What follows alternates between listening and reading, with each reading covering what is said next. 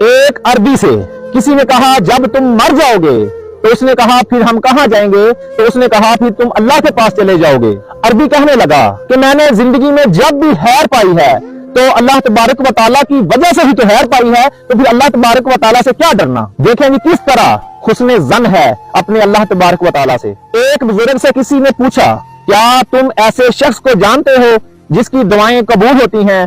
تو وہ بزرگ کہنے لگے کہ میں اس شخص کو تو نہیں جانتا کہ جس کی دعائیں قبول ہوتی ہیں، ہاں البتہ اس ہستی کو میں ضرور جانتا ہوں جو دعائیں قبول کرنے والا ہے۔ یہ کس قدر بہترین حسن ظن ہے اپنے اللہ سے۔ حضرت ابن عباس رضی اللہ عنہ سے ایک بدو نے پوچھا کہ حساب کون لے گا؟ تو حضرت ابن عباس رضی اللہ عنہ کہنے لگے کہ اللہ تبارک و تعالیٰ حساب لے گا۔ بدو خوشی سے جھوم اٹھا اور کہنے لگا رب کعبہ کی قسم پھر تو ہم نجات پا گئے۔ یہ دیکھیں یہ بھی کس طرح کتنا بہترین حسن ظن ہے اپنے اللہ سے۔ ایک نوجوان کا جب آخری وقت آیا تو اس کی ماں پھوٹ پھوٹ کر رونے لگ گئی۔ نوجوان نے اپنی ماں کا ہاتھ پکڑا اور کہا امی جان اگر میرا حساب کتاب میرا نامہ اعمال آپ کے ہاتھ میں دے دیا جائے تو آپ کیا کریں گی؟ میرے ساتھ کیا معاملہ اپنائیں گی؟ تو ماں کہنے لگی بیٹا میں تجھ پر رحم کر کے تجھے معاف کر دوں گی۔ تو بیٹا کہنے لگا اماں جان اللہ تبارک و تعالیٰ آپ سے زیادہ رحیم ہے اور آپ سے